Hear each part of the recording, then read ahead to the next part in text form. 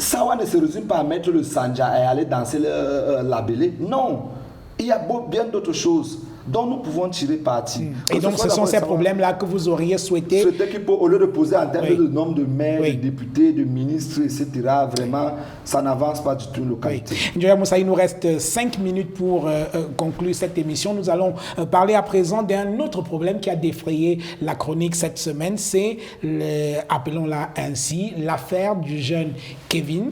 Il a 18 ans, élève en classe de terminale, qui a été écroué à la prison centrale de Kondengui parce qu'il est soupçonné d'avoir participé à la fuite des épreuves du baccalauréat 2020. Est-ce que vous comprenez cette incarcération du jeune homme?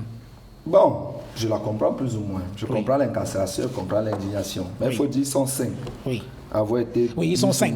Ils ont 5. 2 étudiants, 2 3 enseignants, et 1 enseignant et 2 élèves. Voilà. En tout 5. Oui. Je dis que je comprends l'incarcération. Pourquoi? Parce que, quoi qu'on dise, cela est fait en conformité avec la loi sur la fraude aux examens. Vous comprenez un peu? Je crois que c'est de 1 mois à 3 ans de prison et de 25 000 à 2 millions, quelque chose comme ça. Article 163 du Code pénal, si ma mémoire ne me joue pas de tête. Alors, et pour compléter, il a été interpellé à Banganté. Il a fait 1 mois de garde à vue selon son avocat maître Emmanuel Sim, avant d'être présenté à un juge d'instruction, puis placé sous mandat de dépôt à la prison centrale de Kondengui en compagnie de 4 autres personnes. Voilà. Poursuivez. Premièrement, c'est en conformité avec la loi. Mais maintenant, il y a 2 problèmes. Le respect de la procédure. Il a mis trop longtemps en garde à vue. Deuxième chose, quand je dis maintenant, parce qu'il faut dire une chose, il faudrait envoyer un message fort à la jeunesse pour qu'elle se départisse de la tricherie. Nous avons déjà assez de problèmes comme ça, la corruption, la tricherie. Il faut redresser ce pays-ci. Et cela ne peut se passer qu'en restaurant la jeunesse. Vous comprenez un peu? Quand les États-Unis classent leurs menaces, le terrorisme arrive en 7e catégorie. La première menace, c'est la corruption. Deuxième menace, vous savez quoi? C'est l'alcool et la drogue chez les jeunes. Voilà les sujets prioritaires aux États-Unis. Vous comprenez un peu? Parce que la corruption de la jeunesse est le plus grand danger pour toute nation. Pour l'avenir, oui. Mais je dis que je comprends aussi l'indignation parce que les gens estiment, premièrement, qu'ils n'étaient pas les seuls. Il y a des gens qui ont été sanctionnés administrativement au niveau de l'OBC qu'on a établi comme étant les coupables. Pourquoi ceux-là, la majorité de ceux-là sont encore en liberté alors que le jeune Kevin, en compagnie d'un certain nombre de personnes, sont embastillés en Kondengui? Deuxième indignation, c'est cette politique du tout carcéral là au Cameroun, où même les problèmes, on vous met en prison au Cameroun pour défaut de carte nationale d'identité. Autant de choses. Alors que le dernier code de procédure pénale avait prévu des peines alternatives, et même le nouveau code pénal avait prévu des peines alternatives. Bon, on n'est pas encore au niveau des peines, parce qu'il n'a pas été jugé.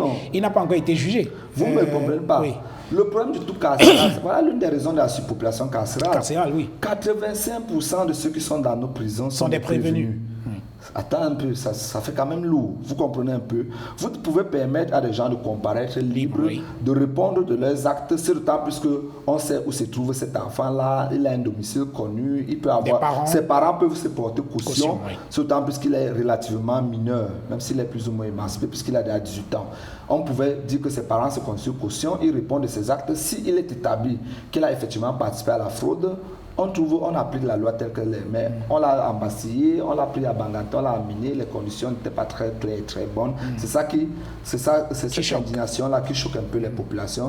Mais c'est ça le motif. Alors, aujourd'hui, parmi les personnes incarcérées, vous l'avez noté fort opportunément tout à l'heure, ils sont 5, mais parmi les 5 personnes incarcérées jusqu'à présent, il n'y a personne qui fasse partie de l'Office du bac, qui est quand même l'organisme qui gère le baccalauréat au Cameroun. C'est normal? Non, et c'est pour ça que je dis, je comprends l'indignation des populations qui disent que non, vous ne pouvez pas faire qu'une infraction aussi complexe et qui a nécessité une chaîne, un réseau, vous arrivez, vous coupez à la queue.